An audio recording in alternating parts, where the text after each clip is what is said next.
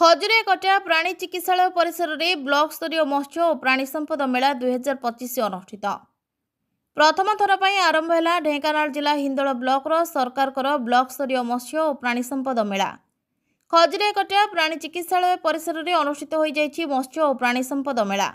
ମୁଖ୍ୟ ଅତିଥି ଭାବରେ ସକାଳ 11 ଘଟିକା ସମୟରେ ହିନ୍ଦୋଳ ବିଧାୟିକା ସୀମାରାଣୀ ନାୟକ ଯୋଗଦାନ ପୂର୍ବକ କାର୍ଯ୍ୟକ୍ରମର ଶୁଭ ଉଦ୍ଘାଟନ କରିଥିଲେ। ହିନ୍ଦୋଳ ତହସିଲଦାର ବିଡିଓଙ୍କ ସମେତ ସରକାରୀ କର୍ମଚାରୀଗଣ ସମ୍ମାନିତ ଅତିଥି ଭାବରେ ଉପସ୍ଥିତ ଥିଲେ। ସରକାରଙ୍କ ତରଫରୁ ଏକ ଯୁଗାନ୍ତକାରୀ ପଦକ୍ଷେପ କହିଲେ ଅତ୍ୟୁକ୍ତି ହେବ ନାହିଁ। ଏହି କାର୍ଯ୍ୟକ୍ରମ ଜରିଆରେ ଚାଷୀମାନଙ୍କୁ ଗୋପାଳନ, ମତ୍ସ୍ୟ ଚାଷ, କୁକୁଡ଼ା ଫାର୍ମ, ବତକ ଚାଷ, ଛେଳି ଓ ଘୁଷୁରୀ ଫାର୍ମ ପାଇଁ ସରକାରଙ୍କ ତରଫରୁ ଚାଷୀମାନଙ୍କୁ କରାଯାଇଛି ସଚେତନ। ସରକାରୀ ଯୋଜନାକୁ ପଞ୍ଚାୟତ ସ୍ତରରେ ପ୍ରତି ଚାଷୀ ପାଖରେ ପହଞ୍ଚାଇବାକୁ ପ୍ରୟାସ କରାଯିବା ସହିତ ଚାଷୀର ଅର୍ଥନୈତିକ ବିକାଶ ଦିଗରେ ନୂତନ ଦିଗ୍ଦର୍ଶନ ଦେଖାଇବ ଏହି ମେଳା। ବ୍ଲକ କଳା ସଂସ୍କୃତି ସଂଘ ତରଫରୁ ପାଲା, ସଂକୀର୍ତ୍ତନ, ପାଇକ ଆଖଡ଼ା ମାଧ୍ୟମରେ ଚାଷୀମାନଙ୍କୁ କରାଯାଇଛି ସଚେତନତା। ଭିନ୍ନ ଭିନ୍ନ ଷ୍ଟଲରେ ପଶୁପାଳନ ଓ ମତ୍ସ୍ୟ ଚାଷ କ୍ଷେତ୍ରରେ ଉନ୍ନତି କରିପାରିବେ ବୋଲି କରାଯାଇଥିଲା ସଚେତନ। ହିନ୍ଦୋଳର 35ଟି ପଞ୍ଚାୟତର ସରପଞ୍ଚଙ୍କ ସମେତ ହଜାର ହଜାର ଚାଷୀ ଏକତ୍ରିତ ହୋଇ ପଶୁପାଳନ ଓ ମତ୍ସ୍ୟ ଚାଷ ସମ୍ପର୍କିତ ଜ୍ଞାନ ଆହରଣ କରିଥିଲେ। ଉପସ୍ଥିତ ସମସ୍ତ ଜନସାଧାରଣମାନଙ୍କ ପାଇଁ ମଧ୍ୟାହ୍ନ ଭୋଜନର ଆୟୋଜନ ମଧ୍ୟ ହୋଇଥିଲା। ଏତାଦୃଶ ପ୍ରୟାସରେ ଚାଷୀମାନେ ଉତ୍ସାହିତ ହେବା ସହିତ ଆନ୍ତରିକ ସ୍ୱାଗତ ସହ ସାଧୁବାଦ ପ୍ରଦାନ କରିଥିଲେ। ଢେଙ୍କାନାଳରୁ ବିଭୁ ପ୍ରସାଦ ଶତପଥୀଙ୍କ ରିପୋର୍ଟ, ଉତ୍କଳ ମିଡ଼ିଆ।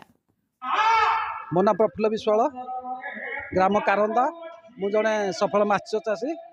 ଆଜି ଯେଉଁ କାର୍ଯ୍ୟକ୍ରମ ହେଇଥିଲା, ଆମ ବ୍ଲକ ସ୍ତରୀୟ କାର୍ଯ୍ୟକ୍ରମ ମତ୍ସ୍ୟ ପଶୁପାଳନ କାର୍ଯ୍ୟକ୍ରମ ହେଇଥିଲା।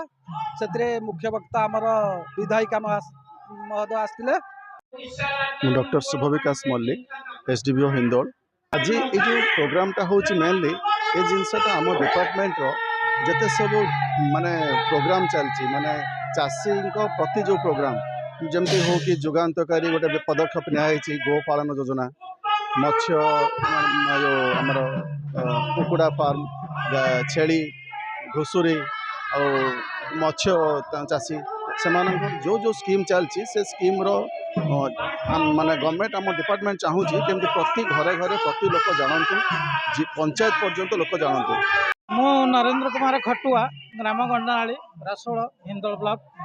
ମତ୍ସ୍ୟ ଚାଷୀମାନେ ଯେଉଁମାନେ ଆସିଥିଲେ ସେମାନେ ମୋଠୁ ବୁଝାବୁଝି କରି ବହୁତ ପରାମର୍ଶ ନେଇଛନ୍ତି ଏବଂ ଆଗାମୀ ଦିନରେ ସେମାନେ କିଭଳି ଭଲ ଭାବରେ ମାଛ ଚାଷ କରିପାରିବେ ଏବଂ ଦାନା ପ୍ରୟୋଗ କରିକି ମାଛ ଚାଷରେ ଉପକୃତ ହୋଇପାରିବେ ସେ ବିଷୟରେ ପଚାରି ବୁଝିଥିଲେ।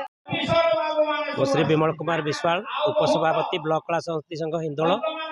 ଆଜିର ଏ ବ୍ଲକ ସ୍ତରୀୟ ମତ୍ସ୍ୟ ଏବଂ ପ୍ରାଣୀ ସମ୍ପଦ ମେଳା 2025 ହିନ୍ଦୋଳ ବ୍ଲକରେ ପ୍ରଥମ ଥର ପାଇଁ ଆରମ୍ଭ ହେବାକୁ ଯାଉଛି, ଯାହାକି ଆଜିର ଏ କାର୍ଯ୍ୟକ୍ରମ ସକାଳୁ ଆରମ୍ଭ ହୋଇଛି 10ଟା ବେଳୁ। ଏଥିରେ ଅତିଥିମାନେ ଆସି ଉଦ୍ଘାଟନ କରିଛନ୍ତି, ମୁଖ୍ୟ ଅତିଥି ସମ୍ମାନିତ ଅତିଥି। କିନ୍ତୁ ଏହି କାର୍ଯ୍ୟକ୍ରମର ମୂଳ ଉଦ୍ଦେଶ୍ୟ ହେଉଛି ଯେ ଆମେ ଜନସାଧାରଣ ଲୋକମାନଙ୍କୁ, ଚାଷୀମାନଙ୍କୁ କେମିତି ମତ୍ସ୍ୟ ଏବଂ କୁକୁଡ଼ା ପାଳନ, ତା ସହିତ ଗାଈ ପାଳନ, ଘୁଷୁରୀ ପାଳନ, ବତକ ପାଳନ, ମହୁ ଚାଷ, ଛତୁ ଚାଷ ଏଗୁଡ଼ିକ କରି କେମିତି ଲାଭବାନ ହୋଇପାରିବେ ଆଉ ସେମାନେ କେମିତି ସଚେତନ ହେବେ, ତେଣୁ ଏହି କାର୍ଯ୍ୟକ୍ରମ ରଖାଯାଇଛି।